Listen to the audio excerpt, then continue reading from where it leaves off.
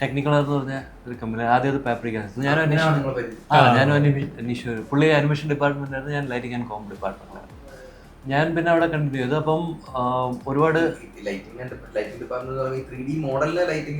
അതിന്റെ lighting and com നമ്മള് camera ഒക്കെ ചെയ്യുന്ന അതേ സാധനങ്ങൾ തന്നെ.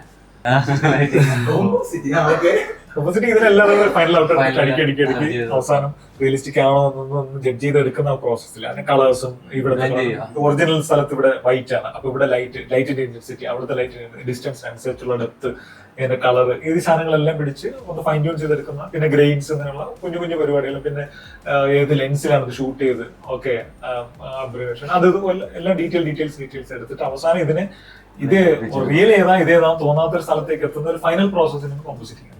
വർക്ക് ചെയ്തിരുന്നത്. അപ്പം അവിടെ കുറെ പല പല കമ്പനികളുടെ പ്രൊജക്ട്സ് ഉണ്ടായിരുന്നു. അപ്പൊ like Disney, dream works, paramount, universe, അവരുടെ എല്ലാവരും വർക്ക് വരുന്നു. അപ്പൊ ഒരു ടൈമിൽ എനിക്ക് തോന്നുന്നു ഒരു 3-4 കമ്പനി നടത്തിയ, ഇപ്പൊ ബോസ് ബേബി, ഫാഷൻ ഫ്യൂരിയസ്, പിന്നെ സ്റ്റാർ ട്രെക്ക്.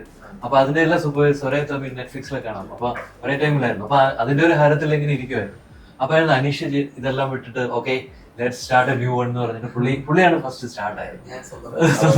അതായത് നമുക്ക് നമ്മുടേതായ ഒരു കണ്ടന്റ്